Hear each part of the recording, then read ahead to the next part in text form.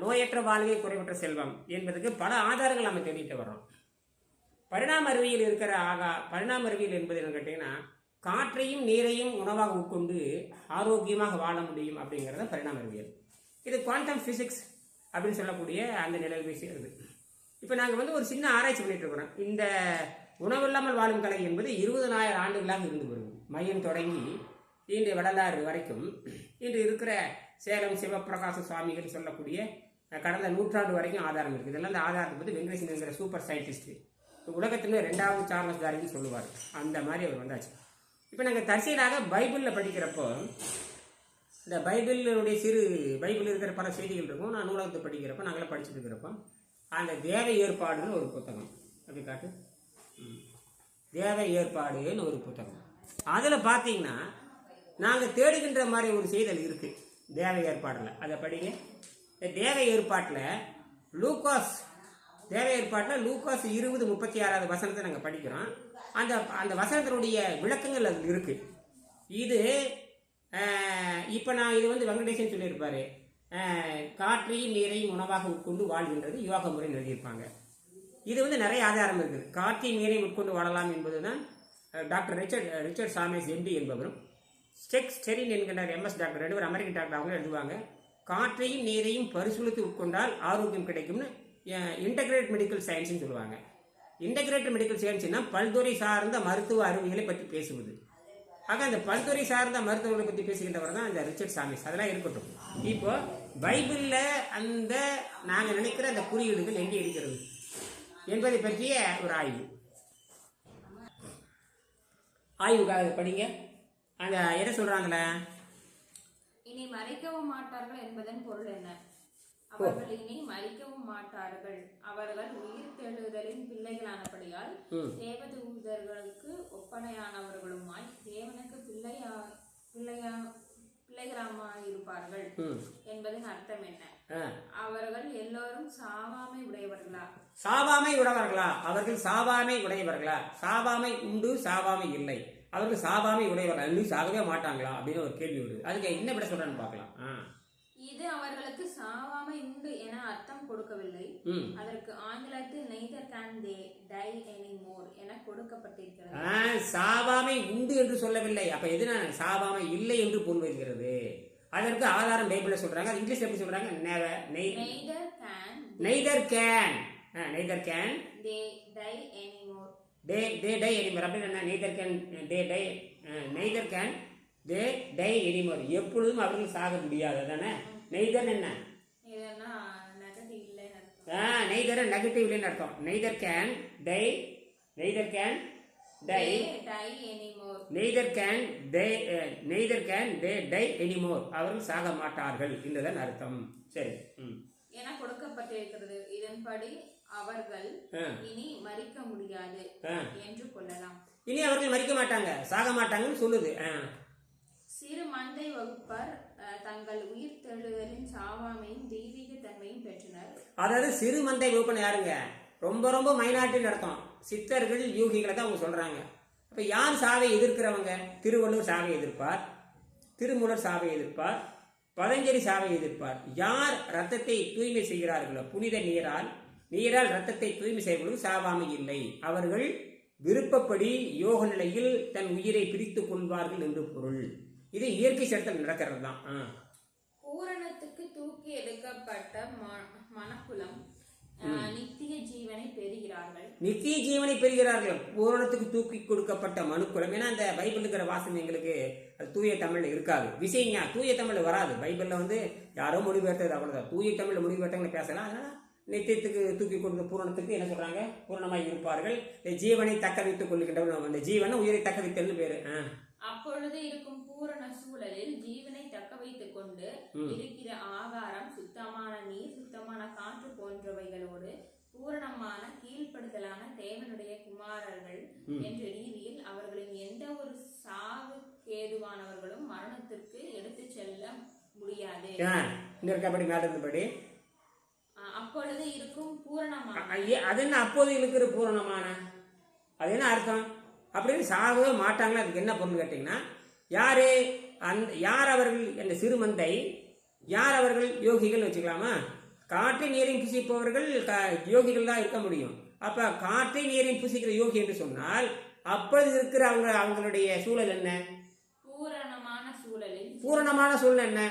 பரிபூரணம்னு அர்த்தம், முழுமையான அர்த்தம். சூழலில் ஜீவனை தக்க வைத்துக் கொண்டு இருக்கிற ஆகாரம். ஜீவனை தக்க வைத்துக் கொள்கின்ற ஆகாரம். புறப்பட்டு போகான் புருஷடையவனே என்று சொல்றாங்க இல்லையா? புறப்பட்டு போக்கு திரிகின்ற வாயிலை நெறிப்பட உள்ளே நேர்மலமாக்கில் உறுப்பு சீவக்கும் ரோமம் கறக்கும். புறப்பட்டு போகான் புருஷர் என்று சொன்னால் உள்ளே இருக்கிற உயிர் வெளியே போகாம தங்கி இருக்க வேண்டும்ங்கிறது அர்த்தம் அதுக்கு. அப்ப திருமந்திரம் கிட்டத்தட்ட 8000 ஆண்டுகளுக்கு முன்பாக சொல்லி இருக்கிறது. பைபிள் 2000 ஆண்டுக்கு முன்னாடி சொல்லுது. அப்ப பைபிளுக்கும் திருமந்திரம் இதுக்கு அது பைபிளுக்கு முந்தைய திருமந்திரம் என்று உறுதியாயிடுச்சு. சரி. ஜீவனை தக்க வைத்துக் கொண்டு இருக்கிற ஆகாரம், சுத்தமான நீர், சுத்தமான காற்று போன்றவைகளோடு பூரணமான கீழ்ப்படிதலான தேவனுடைய குமாரர்கள் என்ற ரீதியில் அவர்களில் எந்த ஒரு சாவுக்கு ஏதுவானவர்களும் மரணத்திற்கு எடுத்து செல்ல முடியாது. அப்ப சுத்தமான காற்றையும் சுத்தமான நீரையும் அருந்தி வாழ்கின்றவங்களுக்கு மரணம் என்பது உள்ளே இல்லை. அவர் மரணத்தை கையில் எடுத்துக்கொண்டு போக மாட்டார். அதாவது யமனை உள்ள வச்சுக்க மாட்டாங்கன்னு அர்த்தம். அதாவது மரணத்தை எடுத்துக்கொள்ள மாட்டார்கள். அதாவது யமனை சேர்த்து கொள்ள மாட்டார்கள். யாரு? சுத்தமான காற்றை நீரை மருந்து வாழ்றவங்களுக்கு மரணம் இல்லை அப்படின்னு அர்த்தம். இது அவர்கள் பாவம் செய்தால் தேவனால் அவர்களை அழிக்க இயலாது என பொருள் கொள்ளவில்லை. அது அடுத்தது இது லூகாஸ் முடிஞ்சு போச்சு. லூகாஸ் எத்தனை வருது? 20 லூகாஸ் 20:36 மரிக்க மாட்டார்னு வருது. அடுத்தது மத்தேயு வருது. மத்தேயு என்ன வருது? 10 அதே வருது. மத்தேயு வரும் பாருங்க இடத்துல மேல 10:28 என்ன சொல்றாங்கன்னு கேட்டீங்கன்னா மத்தேயு என்ன சொல்றாரு அதுக்கு? அப்படியே அவங்க சாகவே மாட்டாங்களா? அவங்க பாவமே செய்ய மாட்டாங்களா? அதுக்கு என்ன? இது அவர்கள் பாவம் செய்தால் தேவனால் அவர்களை அழிக்க முடியாது என பொருள் கொள்ளவில்லை. அதாவது ஆகாரத்தையும் அந்த காற்றையும் நீரையும் அருந்துகின்றவர்கள் பாவம் செய்வார்களா? சரி. அப்ப அவங்க பாவம் செய்தாங்க என்ன நடக்கும்? தேவன் தண்டிப்பானா? நிச்சயமா பாவம் செய்தால் தேவன் தண்டிப்பான். அப்படின்னு என்ன அர்த்தம் தெரியுமா? ஆகாரம் தின்னால் தேவன் தண்டிப்பான் என்று பொருள். சரி. அவரால் அவர்களை அழிக்க முடியும், ஆனால் அவர்கள் பாவம் செய்ய யாரு? காற்றை நீரையும் சாப்பிட்டு பழகினவங்க எதுக்கு வர மாட்டாங்க? மரணத்தை தருகின்ற உணவை சாப்பிட மாட்டாங்க. அப்ப மரணத்தை தருவது எது? உணவு தான். உணவு என்பது விஷயம். ஃபுட் பாய்சன் சொல்றீங்க இல்லையா? சரியா தானே வருது? ஃபுட் பாய்சன் மரணம் விடுகிறது. அப்ப தேவன் யாரு? நாம தான் தேவன். புரியுதா? அப்ப உணவை முடிவு செய்யறதா இல்லையா? உணவை முடிவு செய்வது நாம தான்.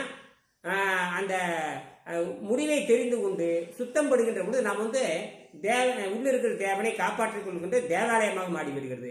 அப்போ உள்ளம் பெருங்கோயில், ஊனடம்பு ஆலயம், வள்ளல் பிராணாருக்கு வாயில் கோபுரவாசல், தெல்லறு தெரிந்தாருக்கு ஜீவனே சிவலிங்கம், உடம்பார் எளியின் உயிரார் எளிவர், திடம்பட மைஞானம் சேரவும் மாட்டார், உடலை வளர்க்கும் உபாயம் அறிந்தே உயிர் வளர்த்தேன்கிறார். அப்போ உயிரை தக்க வைத்துக் கொள்கின்ற ஆகாரம் என்பது காற்று நீரும் தான் என்று திருமுறர் சொல்லுவதை பைபிள் சொல்லுகிறது. ஆனால் அவர்கள் பாவம் செய்ய மாட்டார்கள், ஆகவே அவர்களால் மரிக்க முடியாது, ஏனெனில் தேவன் ஒருபோதும் நீதிமான்களை அழிக்க மாட்டார். பாருங்க, அது ஆகாரத்தை மறுத்தவன், அதுக்கு பேர் நிராகராசிய தேகினான்னு பேரு. ஆக பைபிள் என்ன சொல்லி கேட்டீங்கன்னா, பைபிள்ல பாத்தீங்கன்னா நிராகராசிய ஆகாரத்தை நிராகரித்தவனுக்கு மரணம் இல்லைன்னு பைபிள் சொல்கிறது.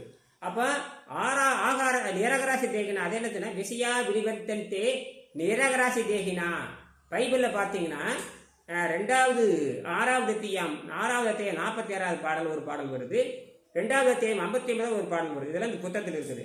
அது என்ன சொல்றேன்னா, ஆகாரம் உட்கொள்ளாத மனிதனுக்கு, என்னது ஆகாரம் உட்கொள்ளாத மனிதனுக்கு அப்படின்னு எழுத. அப்போ ஆகாரத்தை நிராகரித்தவனுக்கு தெய்வம் நினைத்தாலும் என்ன கொடுக்க முடியாது? தெய்வம் நினைத்தாலும் எது கொடுக்க முடியாது? மரணத்தை தர முடியாது என்று பொருள். சரியா? மரணம் பாவத்தினால் மட்டுமே வருகிறது. மரணம் பாவத்தினால் மட்டும் வருகிறது. மரணம் பாவம் எங்கே வருகிறது? ஆகாரம் திங்கிறான், ரத்தம் கெட்டு போகுது. இறைச்சியை திங்கிறான், ரத்தம் கெட்டு போகுது. சைவத்தை திங்கிறான், ரத்தம் கெட்டு போகுது. ஆக சைவமும் அசைவமும் உணவு பழக்கமே தவிர அது ஆரோக்கிய பழக்கம் கிடையாது. சைவமும் அசைவமும் அது உணவு பழக்கமே தவிர அது ஆரோக்கிய பழக்கம் கிடையாது. ஆக சைவமும் குற்றமுடையதுதான், அசைவம் குற்றமுடையது. மொத்தத்துல சைவம் அசைவம்னு பேசாம உணவு ரத்தத்தை கெடுத்தே தீரும். ஏதோ ஒரு வகையில் ரத்தத்தை கெடுத்து கிருமிகளுக்கு உணவு போட்டு அந்த கிருமிகள் மேலெடுத்து மனிதனை கொலை செய்து விடுகிறது. ஆக நாம் தேவனுடைய சாயலாக இருக்கிற மனிதன் நாம். புரியுதா? அப்ப நம்ம இயற்கையின் சாயலாக இருக்கிறோம்.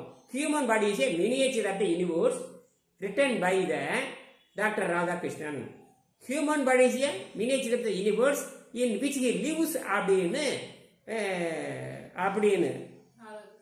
Doctor Radhakrishnan written this philosophy in his preface of Brahmasutra அப்படின்னு சொல்றாரு.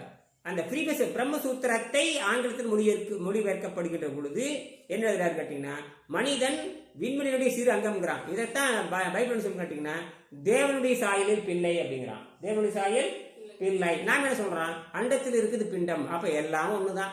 இது கோட்டை அடிச்சுட்டானுங்க. வெள்ளைக்காரன் தப்பு பண்ணிட்டான், பிரிட்டிஷ்காரன் தப்பு பண்ணிட்டா மாட்டிட்டு முடிக்கிறான். அதோட முடிச்சுக்க.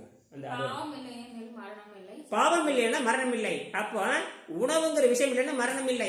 அப்ப என்ன சமாதியாக மாறுகிறது. அதுதான் இயமம் நியமம் ஆதனம் பிரணயமம் பிரத்யாகாரம் தாரணை தியானம் சமாதி. அதாவது என்ன கேட்டீங்கன்னா, இயமம்னா நல்லதை செய்தல், நியமம்னா தீதை விடல், ஆசனம்னா இருக்க பயிற்சி, பிரணயம்னா காற்று வெளி, அப்புறம் தொகைநிலை, அப்புறம் புறைநிலை, அப்புறம் நினைதல், அப்புறம் சமம் கூட்டல் ஆதி. இது தேவனை பவன் சொல்றாரு. முடிச்சுக்கோ, அவ்வளவுதானே. அப்ப நோயற்ற வாழ்வை குறைவற்ற செல்வது. இனிமேல் இதைத்தான் ஹானிமன் சொல்லுது. ஹானிமன் அது ஜெர்மனி டாக்டர்கள் அழகா சொல்றாங்க. இந்த ஜெர்மனி டாக்டரான டாக்டர் அர்னால்ட் தான் ஆகாரத்திற்கும் ஆரோக்கிய சம்பந்தங்கள்னு சொல்றாங்க. ஆக ஜெர்மனியர்கள் விழித்துக் கொண்டார்கள். ஆனால் அது ஜெர்மன் விழித்துக் கொண்டார்கள். முதல் விழித்துக் கொண்டவர் காட்டினா டாக்டர் அர்னால்ட். அவர் தான் வந்து நான் உயிரோடு இருந்து நான் ஆரோக்கியமாக இருக்கின்ற போது நிச்சயமாக இயேசுநாதனுடைய ஆராய்ச்சி, நான் இயேசுனோட வாழ்க்கையில் ஆராய்ச்சி பண்ண போறேன்.